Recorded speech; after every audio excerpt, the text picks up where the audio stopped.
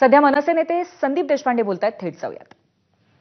आयुष्यभर दुकानाच्या काचा बदलत राहायचं आहे का बेपार करायचं आहे, एकदा त्यांनी ठरवावं आणि मग पुढची भूमिका घ्यावी. मुळात जो विषय झाला होता तो विषय असा झाला होता, हे परत एकदा मी आपल्या माध्यमांसमोर सांगतोय. तिथे आमचा हिंदी सक्तीचा GR रद्द झाल्यानंतर तिथे विजय मेळावा चालू होता, विजयाची रॅली चालू होती, विजयाची मिरवणूक चालू होती.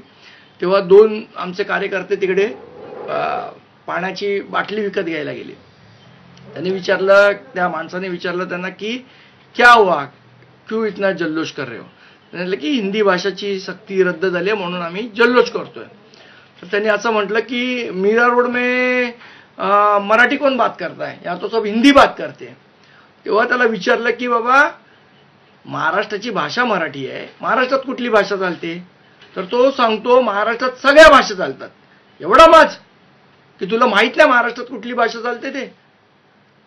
जर अशा पद्धतीने मराठीचा अपमान करायचा कोणी प्रयत्न केला तर तिथल्या तिथे कानाखालीच बसेल, दुसरं तिसरं काही नाही होणार.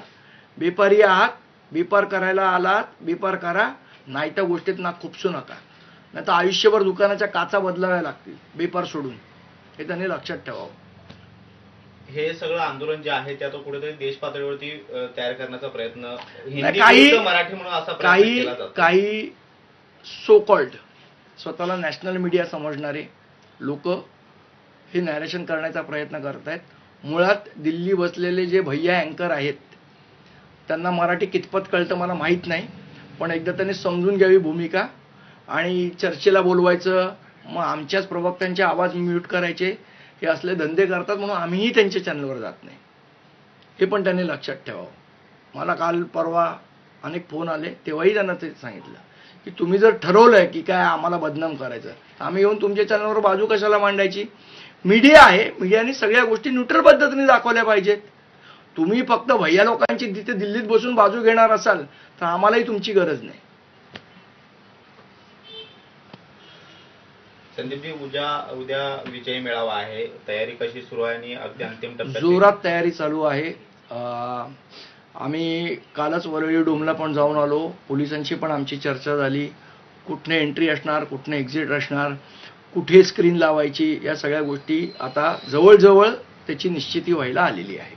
आज आम्ही संध्याकाळी आमचे नेते सन्माननीय बाळानंदगावकर, त्यांच्याकडनं अनिल परब साहेब, असे सगळे नेते एकत्र बसून त्याच्यावर अंतिम निर्णय करतील. ठाकरे बंधू तर आहेत, त्यासोबत इतर कोण कोण मेळाव्याला उपस्थित? मला तर वाटतं या संदर्भातलं उत्तर आपल्याला बाळानंदगावकर देतील, कारण ते सर्व वरिष्ठ जे नेते आहेत बाकी पक्षातले त्यांच्याशी चर्चा करतात. शरद पवारांच्या पक्षाने एकंदरीत संपूर्ण तुमच्या मेळाव्याला जो आहे तो पाठिंबा दिलेला आहे, त्यांचे नेतेही उद्या येणार असल्याची चर्चा आहे.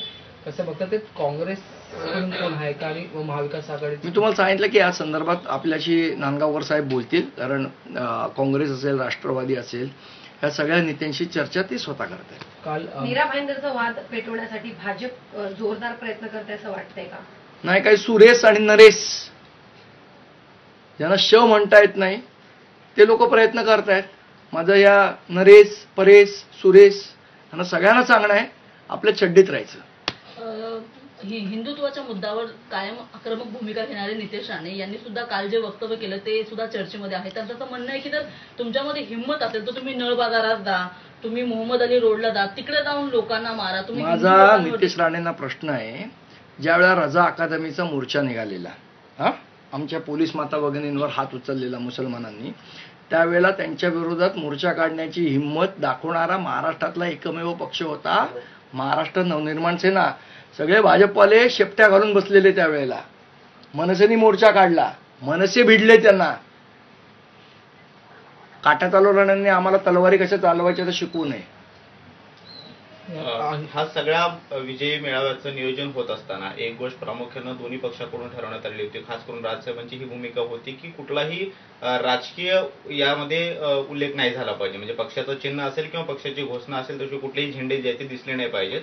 मात्र काही ठिकाणी बॅनर लागताना पाहायला मिळत आहेत, खास करून ठाकरे गट म्हणजे यांच्याकडून वेगवेगळ्या ठिकाणी बॅनर ज्यावेळी लागलेले दिसत आहेत आणि तिथे काही नेत्यांचे फोटो पाहायला मिळत आहेत. यावर आपली भूमिका काय आहे? असं आहे, महाराष्ट्र नवनिर्माण सेनेचा महाराष्ट्र सैनिक हा सन्माननीय राजसाहेब जो आदेश देतील तो पाळणारा महाराष्ट्र सैनिक आहे. आता त्यांच्या नेत्यांनी त्यांना जे आदेश दिले ते पाळतील. यात काल या सगळ्या मुद्द्यावर राम कदमांनी एक मुलाखत दिलेली आहे माझ्याला आणि त्याच्यात घातपाताचं प्रकरण त्यांनी समोर मांडलेलं आहे. त्याच्यात मला माहित नाही, पण त्यांनी जर, मी ऐकली नाही मुलाखत. रामदास कदम यांनी केलेलं वक्तव्य मात्र गंभीर. मी रामदास त्यांनी- कदमांची पण त्यांनी मुलाखत असं- ऐकली नाही. हो, पण त्यांनी असं म्हटलेलं आहे मी की ऐकल्यावर त्याच्यावर प्रतिक्रिया देईन. तर उद्याच्या मेळाव्यामध्ये ठाकरे बंधूंच्या कडे सगळ्यांचं लक्ष लागलेलं आहे. एक चर्चाशी भाषण कोण पहिलं करणार, कोणाचं भाषण ठेवणार त्याविषयी काय? मला असं वाटतं उद्यापुरती वाट बघावी. हा, धन्यवाद.